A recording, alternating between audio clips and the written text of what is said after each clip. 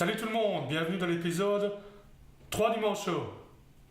Merci d'être un peu plus nombreux chaque jour à me soutenir. À mon tour, je vous fais un pouce vers le haut. Cet épisode-ci sera un peu plus technique et il sera divisé en deux parties. En cette première partie, c'est un peu de blabla sur l'utilité de pouvoir recharger sa jambe en pleine nature. La deuxième partie parlera plutôt de techniques pour y arriver. À l'heure où je tourne ces images, je n'ai pas encore réalisé le montage. Donc rendez-vous à la fin de cette vidéo pour savoir si j'ai réussi. Pourquoi avoir besoin d'un système de charge autonome? Pourquoi faire? C'est assez simple.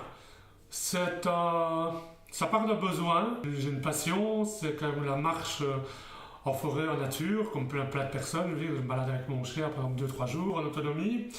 Et pour moi, c'était vraiment extrêmement frustrant de devoir rentrer quelque part, entre guillemets, dans la civilisation pour aller recharger ma jambe. C'est cette frustration qui me motive justement à inclure ce module dans la jambe que j'aimerais bien fabriquer. Alors, idéalement, je veux dire, n'importe quel téléphone, maintenant, on prend son câble, on le branche au bureau, en fait, il se recharge. Et je me dis naïvement, pourquoi est-ce que moi, ma jambe, je ne pourrais pas la recharger de la même manière? Une autre anecdote aussi, je voyage en Allemagne, je pense que c'était il y a 2 ans, et voilà, je m'aperçois, une fois que j'ai fait 300-400 km en voiture, j'ai oublié le chargeur de la jambe, parce que quand on est équipé, on ne pense pas toujours à ça, mais quand ça vous arrive, je vous assure, vous n'êtes pas très bien. Et je peux vous citer plein d'autres anecdotes comme ça, où justement le fait d'oublier sa charge est tellement extrêmement frustrant, et ça nous ramène toujours à cette condition de prothèse, de s'organiser, de ceci, de cela. Et ça ne correspond pas du tout à mon rythme de vie. Je suis actuellement assez actif. Et donc j'avais besoin de récupérer l'anatomie, point. Que se passe-t-il quand tu tombes en panne? Mais donc voilà, quand je tombe en panne, c'est pas très compliqué. La jambe se met en sécurité et c'est vraiment très inconfortable. Alors si je suis chez moi, que ça arrive, c'est pas grave. Quand je suis en pleine nature, c'est vraiment gênant. Et donc si je n'ai pas une solution pour me recharger ma jambe facilement, en autonomie, sans être connecté au réseau, ça me pénalise beaucoup en fait dans ma passion et dans mon sport. Comment comptes-tu t'y prendre?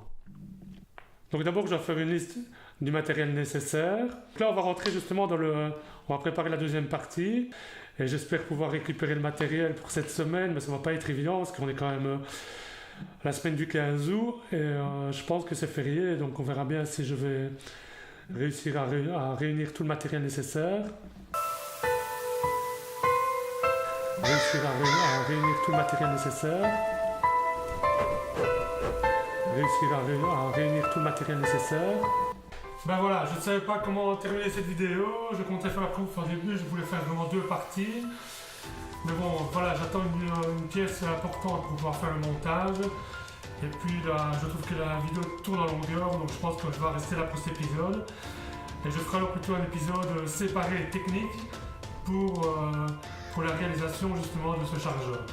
Encore désolé pour l'attente, mais voilà, si j'essaie de faire tout en même temps, en fait, je finis par lasser mon monde, la vidéo est trop longue.